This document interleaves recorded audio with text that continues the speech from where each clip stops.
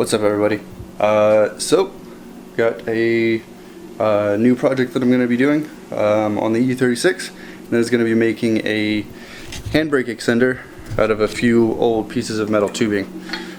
So essentially, going to use handlebar and whatever this guy is to sort of make a sleeve that will go over the existing arm, and then one extra little handle to grab a hold of. Essentially how I plan on doing it is taking this guy, which has an ID that is large enough to slide over the existing arm. It does have like some sort of chrome coating on it, so I'm going to sand that back to get a weldable surface. I'm going to slide that on. I'm going to drill a couple holes and tap them so I can put a couple of nuts to kind of keep it in place. And then going to take the handle off of some old S&M POS handlebars, and then angling it out, notching it, and welding it to the sleeve. And then obviously put a BMX grip on it because that's what you do. But yeah, I guess before we get started, quick little update. So two things that I said I was going to film but didn't because of reasons. First one being the suspension arm. I got it fixed and the wheel back on the ground on the car. I unfortunately didn't film that because it was such a shock that I found the pieces that I needed to fix it that I just sort of like knocked it out real quick. And then two,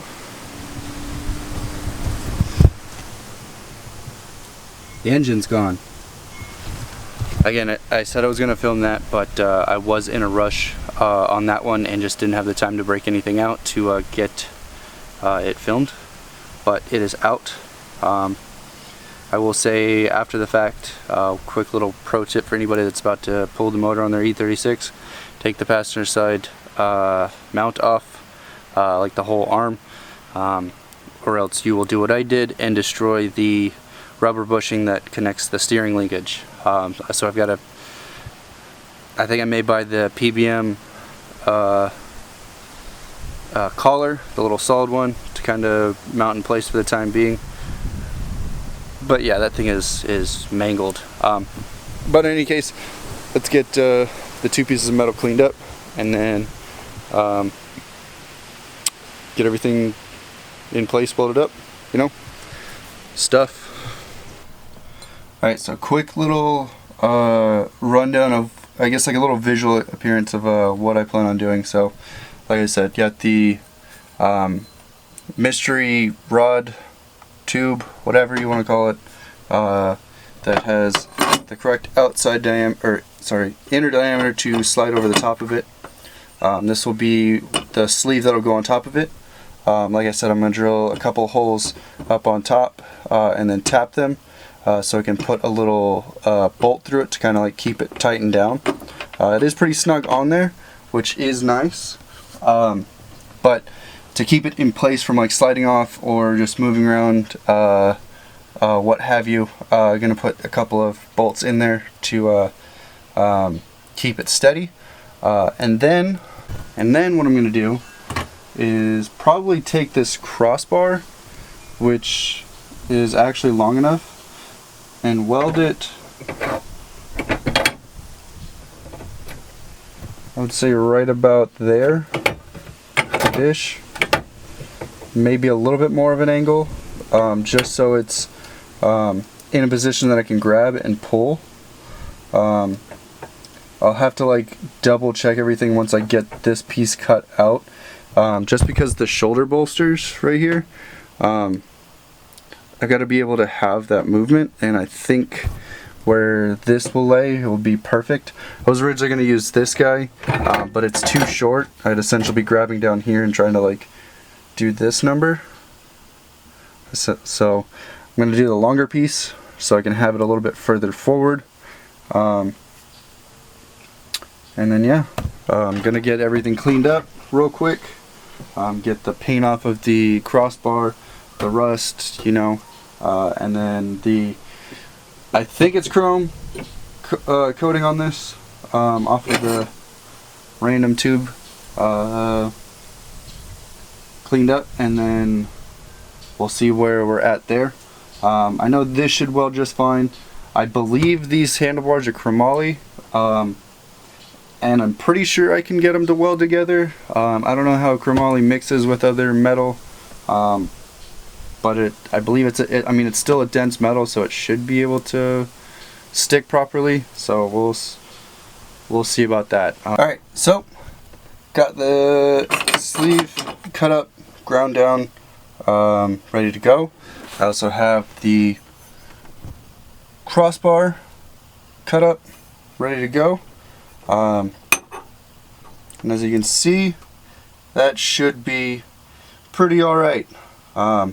So the one thing, essentially now all that's left to do is to notch this guy to fit on here so I can get a good clean weld, and then paint it, weld it, paint it, and then get a snazzy little BMX grip on here.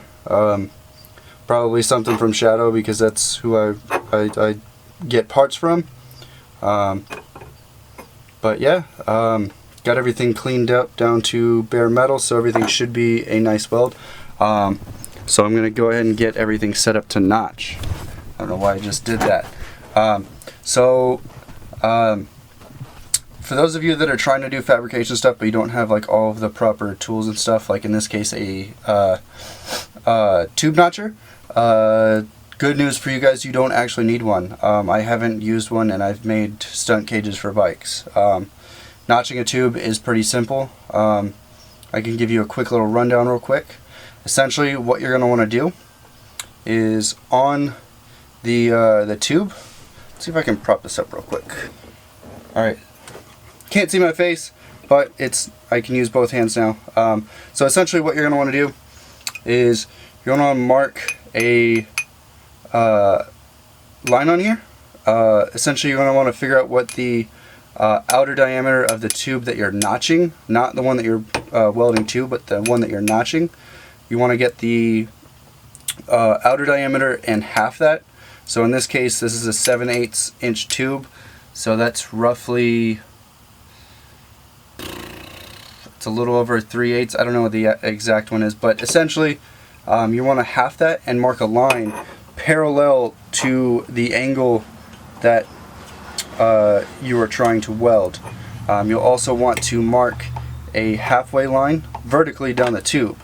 And essentially from there what you'll want to do is draw a line from the vertical line at the very bottom up to the line that you drew of your angle, essentially. You want to do that on both sides. And from the side view, you will have the cuts that you need to make ready to be cut out. You'll then cut the tube on those two lines, and you should have a notch. It'll be a very crude notch. You'll just need to clean it up with like a grinder or something, but you will have the notch ready to go, and it will be something that will just be able to slide or sit right up on top, and then it'll be good to weld. So essentially on this one, I don't have a measurement or anything like that of what the halfway distance of the outer diameter of this is, but I do have the center line. The cut's not exactly straight, but it should still be able to work. In fact, I'm going to do it on the other side so I can. So halfway line, and then find the angle that you want it at. So I'm probably going to do something right around there, and then you'll draw.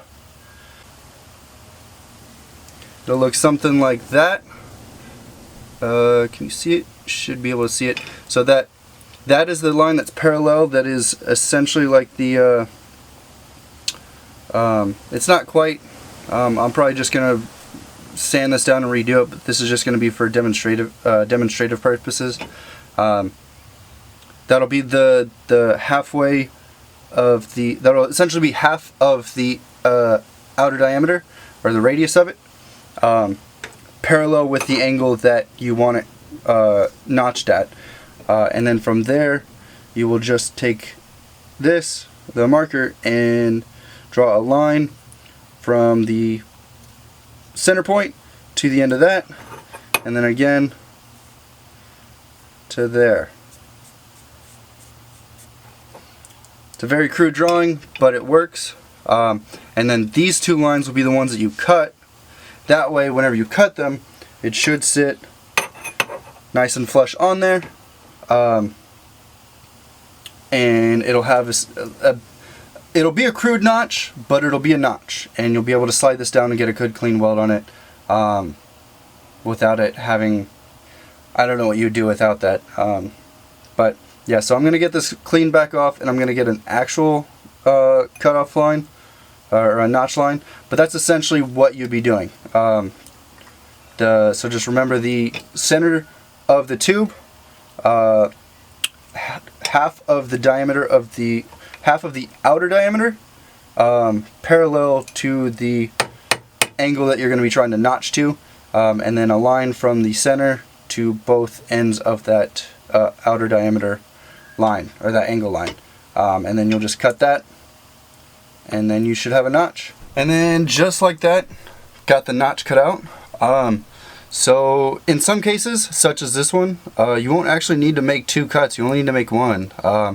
The angle, essentially, whenever the angle starts to get really sharp, it's like I would say anything less than 45 degrees, you may not have to make a second cut, but you will make a pretty aggressive cut into it. But as you can see, notches up just right. And that was without a tube notcher, so you don't need one. That's a little pro tip from me to you. But yeah, it's essentially all you got to do is clean up the basically deburred on the inside. And a trick to kind of help it fit even a little, like get the clearances down even a little bit more, is to like take a grinder to it, essentially like the inside here, and then bevel it. To kind of get it to sit that much more flush. But in any case, that's essentially what I'm looking for right there, is that angle, that length, everything. So I'm going to break out the welder. I once again do not have my gear here, because this was this is literally, I found this in my garage, and I had these bars laying around, and I just thought, what the hell. So I don't really plan on these little welding things, and seeing as how all of my gear is at work all the time, these spontaneous mods sort of just like aren't planned. So just gonna essentially tack it. I mean, I was gonna only tack it anyway, because this is thicker metal, and it is chromoly, and I don't know how well the flux core welder that I have will penetrate this stuff. So I'm gonna take it to work where I've got a big miller that I can get a much more deeper weld, if you will, like a much more more penetration on the weld, and much cleaner too. It's a gas welder, so I'm only going to tack it into place so I know where everything's going to be at, and then I'll probably mark out where I want the two holes for the nuts to go up, or not the nuts, the bolts to go up on top, and then take it to work on Monday and get everything welded up and paint it, and should be good to go. There we go. Like I said, I was only going to tack it in, but look at that. That is perfect. Nice extension. It's not in the way of the shifter. It's not in the way of the steering wheel. It is right next to the steering wheel, so like the hand movement is minimum, and still have plenty of room with the shoulder to pull it. So we should be good to go from here. all I gotta do now is mark out the 2 holes for the tap, so I can get the 2 bolts to go in here to tighten this guy down, because as of right now it just slides in and off, and that's the last thing I want. Whenever I go to rip this thing, it just pulls right off, and yeah, it's not a good time. So yeah, gonna get the holes drilled up, and then we'll be good to go. I think that may be it for at this point. I may film the tapping of it and such, but I don't even have the hardware yet for the bolts, so I think that's gonna be it. This is just gonna be a quick little video, since I didn't do the engine or the rear suspension video, and I won't have anything until I would say a week from now, whenever I get parts in from Condor, so I can get all the transmission stuff taken care of, so I can bolt the new engine to the new transmission. So I think that's going to be it for a little while. I may find some other little things to do here and there, like maybe the switch panel that I've been putting off for far too long. But yeah, looks pretty dope.